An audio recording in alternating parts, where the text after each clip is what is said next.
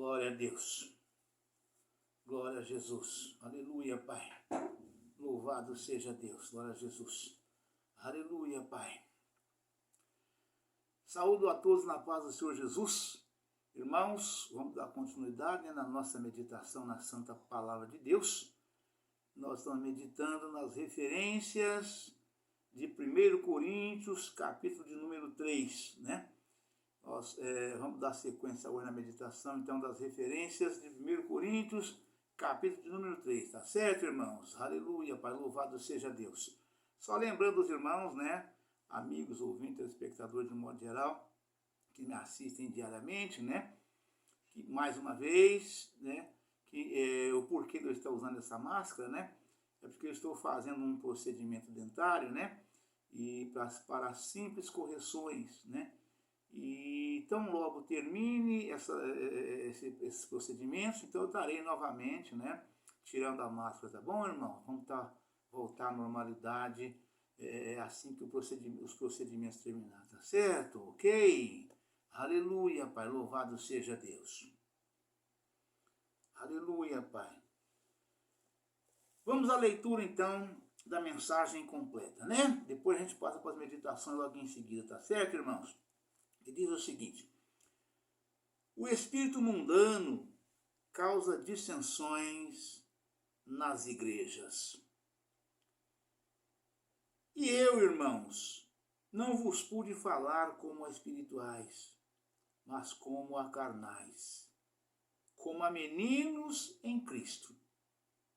Com leite vos criei, não com manjar, porque ainda não podíeis, nem tampouco ainda agora podeis, porque ainda sois carnais. Pois havendo entre vós inveja, contendas, dissensões, não sois porventura carnais, e não andais segundo os homens?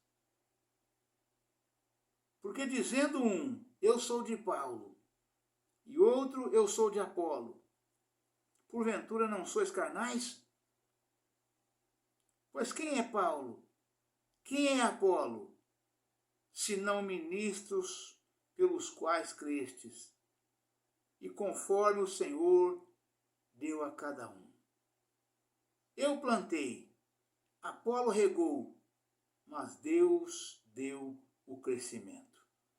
Aleluia, Pai, louvado seja Deus, glória a Jesus. Aleluia, Pai. Pelo que nem o que planta é alguma coisa, nem o que rega, mas Deus que dá o crescimento. Aleluia, Pai, louvado seja Deus. Ora, o que planta e o que rega são um, mas cada um receberá o seu galardão segundo o seu trabalho. Porque nós somos cooperadores de Deus, vós sois lavoura de Deus e edifício de Deus, segundo a graça de Deus que me foi dada. Pus eu, como sábio arquiteto, o fundamento, e outro edifica sobre ele. Mas veja cada um como edifica sobre ele. Porque ninguém pode pôr outro fundamento além do que já está posto, o qual é Jesus Cristo. Aleluia, Pai, louvado seja Deus. Aleluia, Pai. Santo é o teu nome, Senhor. E se alguém sobre este fundamento formar um edifício de ouro, prata, pedras preciosas, madeira, feno, palha, a obra de cada um se manifestará. Na verdade, o dia a declarará, porque pelo fogo será descoberta, e o fogo provará qual seja a obra de cada um. Aleluia, Pai. Se a obra que alguém edificou nessa parte permanecer, esse receberá galardão. Se a obra de alguém se queimar, sofrerá detrimento, mas o tal será salvo, todavia, como pelo fogo. Aleluia, Pai, louvado seja Deus. Não sabeis vós que sois o templo de Deus e que o Espírito de Deus habita em vós? Se alguém destruir o templo de Deus, Deus o destruirá. Porque o templo de Deus, que sois vós, é santo. Ninguém se engane a si mesmo. Se alguém dentre vós se tem por sábio neste mundo, faça-se louco para ser sábio. Porque a sabedoria deste mundo é loucura diante de Deus. Pois está escrito, ele apanha os sábios na sua própria astúcia. E outra vez o Senhor conhece os pensamentos dos sábios, que são vãos. Porventura, ninguém se glorie nos homens, porque tudo é vosso. Seja Paulo, seja Apolo, seja Cefas, seja o mundo, seja a vida, seja a morte, seja o presente, seja o futuro, tudo é vosso, e vós de Cristo, e Cristo de Deus. Amém, irmãos? Aleluia, Pai, louvado seja Deus. Irmãos, nós vejamos essa mensagem, né? Esta grande exortação de Paulo aqui, falando com a igreja de Corinto, né? Exatamente por causa do apego a pastor, né? O apego a pastor é um negócio perigoso para a vida do cristão, ou melhor dizendo, para a vida do crente. Porque nós podemos sim nos apegarmos aos nossos pastores. Deus, inclusive, manda que nós amemos nossos pastores. Que nós tenhamos profundo respeito e zelo por eles. Porque são eles que velam pelas vossas almas, ou pelas nossas almas, né? E então, de modo que a vida de um pastor, ela tem que ser uma vida consagrada a Deus, para que Deus possa lhe dar graça, conhecimento, sabedoria, entendimento, paciência, mansidão, né? Um verdadeiro pastor precisa ser manso e humilde de coração, exatamente conforme o Senhor recomendou que nós sejamos deles imitadores. Não apenas os pastores, os membros também de um modo geral, mas principalmente o pastor, né? Tem que ser um homem verdadeiramente paciencioso, honesto, honrado, temente a Deus, né? Marido de uma só mulher, né? É necessário todas essas coisas, né? Ele só pode ter a segunda depois que a primeira estiver morta, né? Se o Senhor recolheu a primeira, ele pode ter a segunda. Caso contrário, ele tem que aguentar firme, né? Aguentar firme e esperar em Deus, né? Então, essas são as qualificações de um verdadeiro pastor, né? E vamos então às referências aqui, porque nós paramos ontem aqui, exatamente na referência que diz o seguinte. Romanos, aliás, 1 Coríntios, capítulo 3, versículo 17. Deus o destruirá, né? E esta referência, onde nós paramos aqui, aleluia, Pai, louvado seja Deus, né? Vamos voltar um pouquinho atrás para que nós possamos, aleluia, Pai, santo é o teu nome, Senhor. O espírito mundano causa dissensões nas igrejas.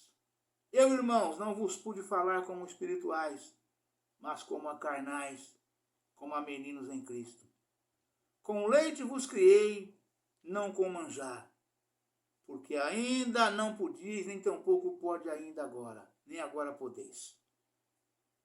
Porque ainda sois carnais, pois havendo entre vós inveja, contendas, dissensões, não sois porventura carnais, e não andais segundo os homens?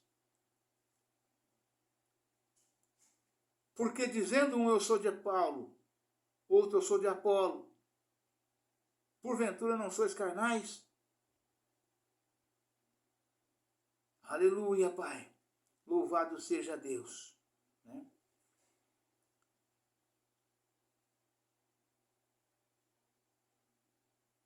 Pois quem é Paulo e quem é Apolo, senão ministros pelos quais crestes, e conforme o que o Senhor deu a cada um? Aleluia, Pai. Louvado seja Deus. Aleluia, Pai. Louvado seja Deus. Um dos problemas principais da igreja de Corinto era a tentativa de desfrutar das bênçãos de Deus e, ao mesmo tempo, recusar separar-se dos maus caminhos do mundo. Ver o estudo, o relacionamento entre o crente e o mundo. Página 1957. Os dirigentes da igreja de Corinto deixavam os novos crentes permanecer nas congregações sem abandonarem muitas de suas práticas pecaminosas. Ou seja, não estavam totalmente libertos. Né? É preciso estar totalmente liberto para poder falar: eu sou crente batizado, membro da igreja tal, participante do corpo e sangue de Cristo. É necessário estar convertido, transformado, regenerado e liberto. Porque aí você sim terá a força do Espírito Santo para mudar suas atitudes completamente. Completamente. Você vai ser uma pessoa, né, livre de todo tipo de vícios. Do cigarro, da bebida alcoólica, da prostituição, do adultério, né, e de todos os demais vícios que existem, que conduz o homem ao pecado, porque eles contrariam a santa palavra de Deus. Aleluia, Pai. Aleluia, Pai, louvado seja Deus. Os dirigentes da igreja de Corinto deixavam os novos crentes permanecer nas congregações sem abandonarem muitas de suas práticas pecaminosas. Os coríntios estavam tolerando na igreja divisões egoístas. 1 Coríntios, capítulo 11, 1 Coríntios, capítulo 11, versículo 18. Filosofia mundana, 1 Coríntios, capítulo 1, versículo 18 ao 25. 1 Coríntios, capítulo 3, versículo 19. Inveja e contenda. 1 Coríntios, capítulo 3, versículo 3. Orgulho. 1 Coríntios, capítulo 3, versículo 21. 1 Coríntios, capítulo 4, versículo 7. Imoralidade. Capítulo 5, de 1 Coríntios, versículo 1. Ações banais na justiça. 1 Coríntios, capítulo 6, versículos 1 a 8. Frequências a festas idólatras. Capítulos 8 e 10 de 1 Coríntios. E a rejeição dos ensinos apostólicos. 1 Coríntios, capítulo 14, versículo 17, versículo 14, versículo 36, 14, 36 ao 37. Os coríntios deixaram de perceber a necessidade absoluta da verdade apostólica, do amor e dos padrões da piedade. 1 Coríntios 6, capítulo 9, versículo 10. 1 Coríntios 6, capítulos, versículos 9 e 10 e 13. Passaram a exercitar erroneamente os dons do Espírito Santo. Ou seja, esta referência está em 1 Coríntios 13. Passaram a exercitar erroneamente os dons do Espírito. Capítulo 12, versículo 14. Profanar a ceia do Senhor. 1 Coríntios 11, versículos 20 ao 34. Distorcer a mensagem do Evangelho. 1 Coríntios capítulo 1, versículo 18 ao 31. O próprio Jesus adverte que qualquer igreja que tolera dentro da sua comunhão as práticas iníquas deste mundo ou a distorção da verdade bíblica, em Apocalipse capítulo 2, versículo 20, nota, será rejeitada por ele e perderá seu lugar no reino de Deus. Ver em Apocalipse capítulo 2, versículos 2 ao 5, versículo 5 ao 16. Primeiro, Apocalipse capítulo 3, versículo 15 e 16. A tal igreja o Espírito chama ao arrependimento sincero. Apocalipse, capítulo 5, versículo 2. A separação do mundo. 2 Coríntios, capítulo 6, versículo 16 ao 18. E a aperfeiçoar a santificação no temor de Deus. Aleluia, Pai, louvado seja Deus. 2 Coríntios, capítulo 7, versículos 1. Né? Ainda sois carnais. Né? Para um comentário sobre a diferença entre os crentes carnais e os espirituais.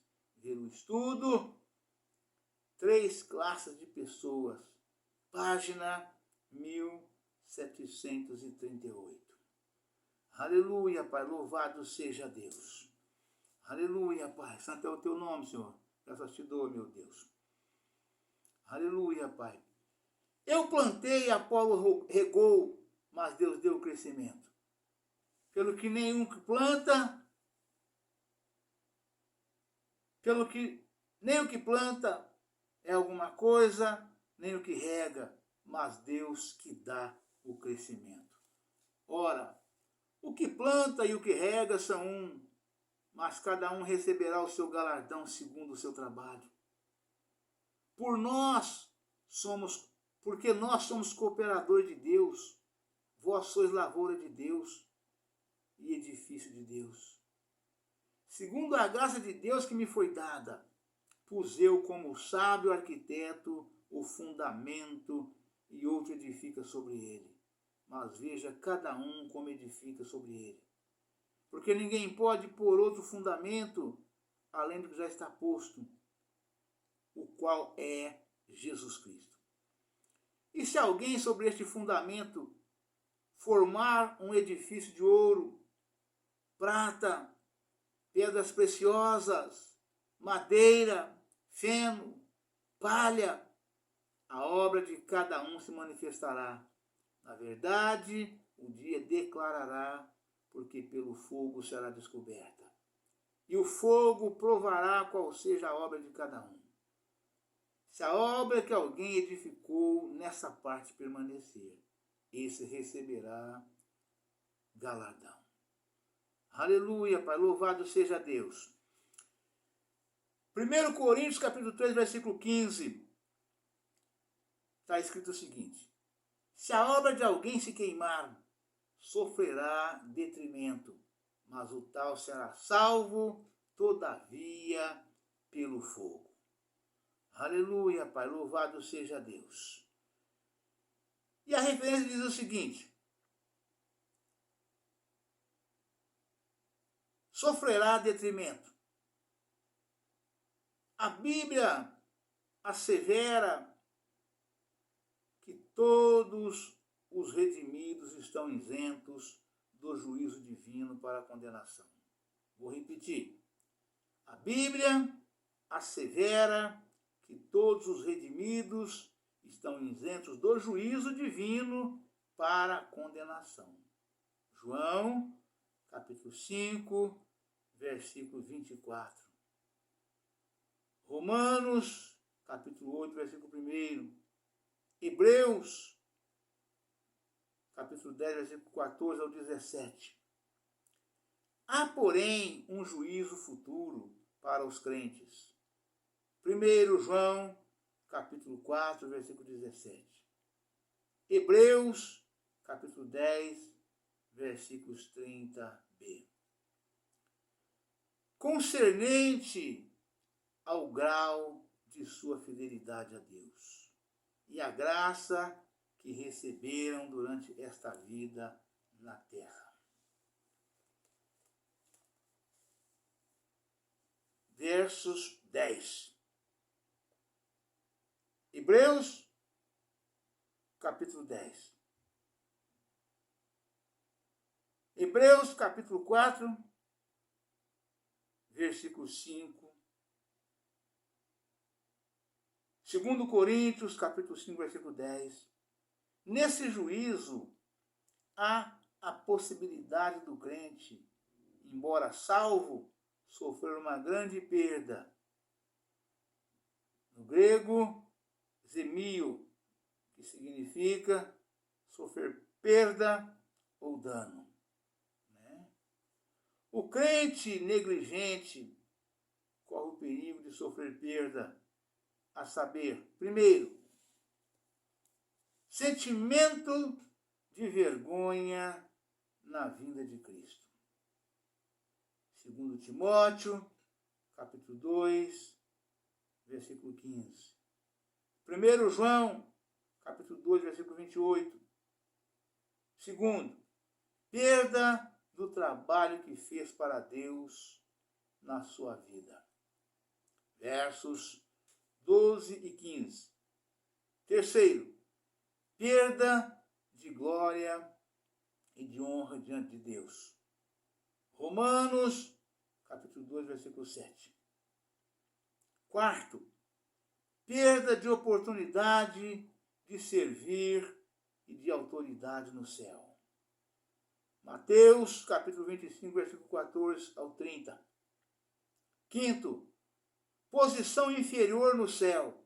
Mateus, capítulo 5, versículo 19.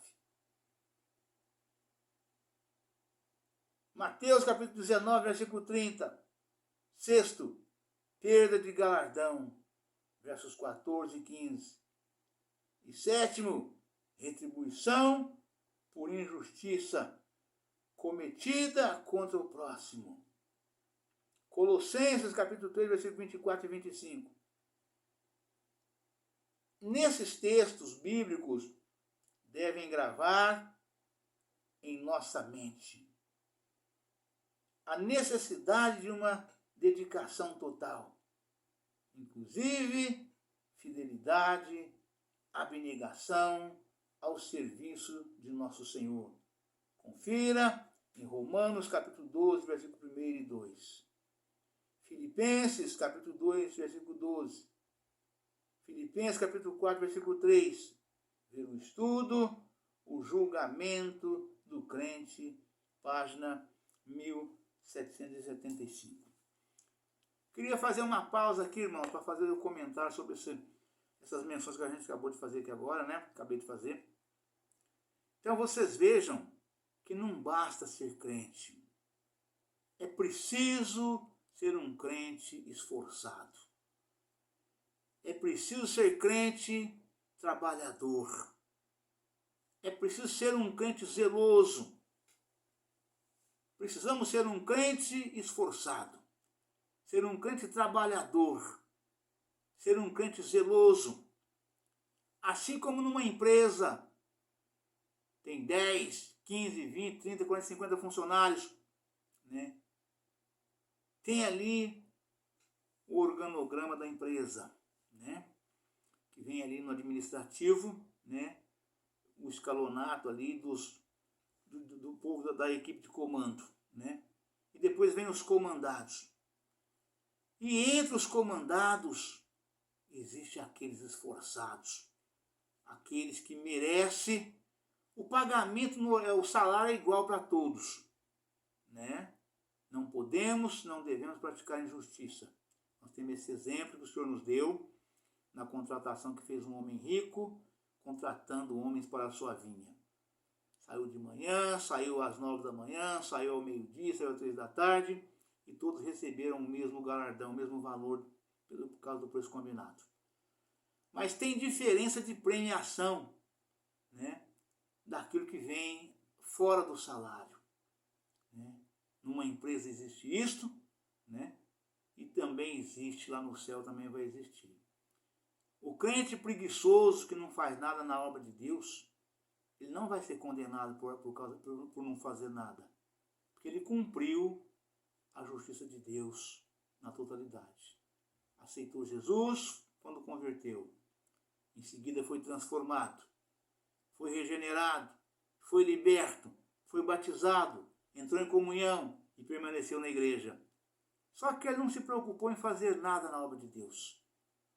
Ficou calmo, nem levantar para passar os votos, ele faz. Né? Para pegar a salva, para colher as ofertas, ele faz. Né?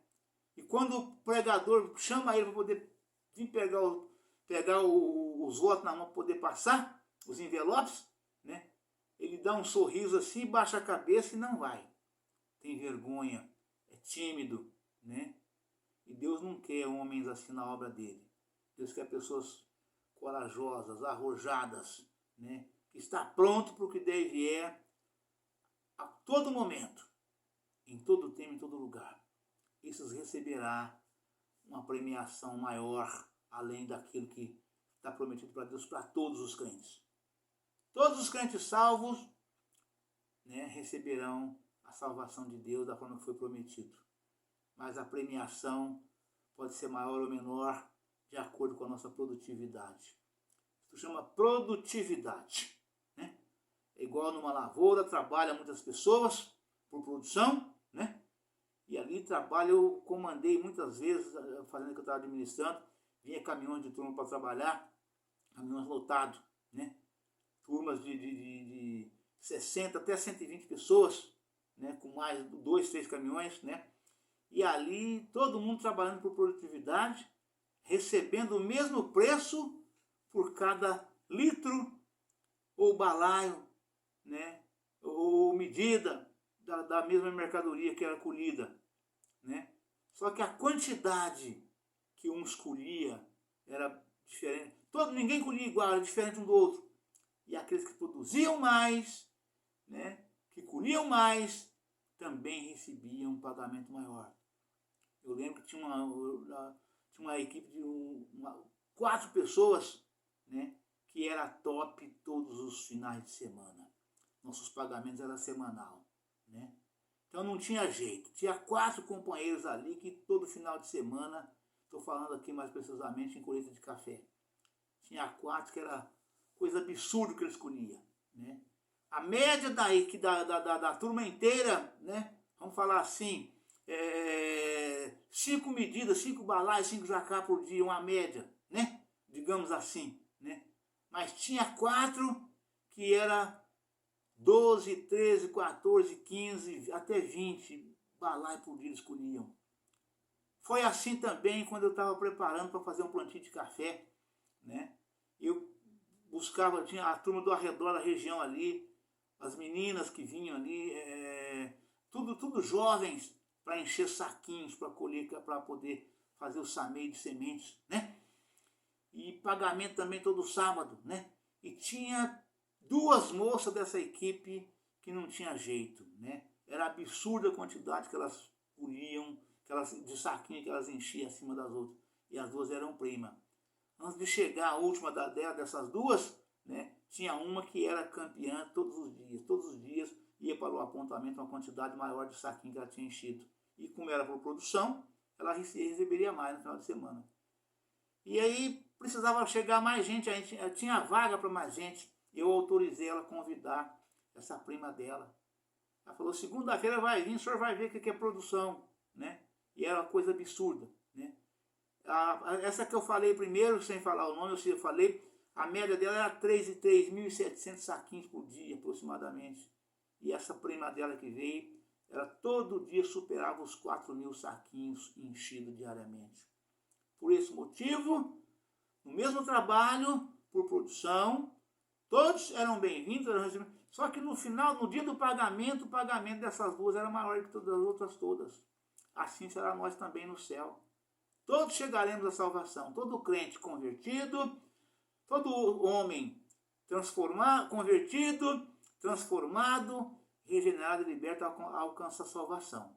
Não precisa ser pastor, não precisa ser evangelista, não precisa ser diácono, não precisa ser presbítero, não precisa ser cooperador, não precisa fazer nada. Basta ser membro do corpo e sangue de Cristo. Né? Ele está salvo. Mas aqueles que trabalham, né? A palavra de Deus afirma, 1 Coríntios 15, 58, né? Não é vão o vosso trabalho no Senhor. Aquele que trabalha, recebe. E assim será, e é disso que a palavra está falando aqui. Amém, irmãos? Deus abençoe a todos, um forte abraço. Fiquem todos na paz do Senhor Jesus. Amanhã estaremos de volta com um novo vídeo, uma nova mensagem, em nome do Senhor Jesus. Amém? Aleluia, Pai. Louvado seja Deus.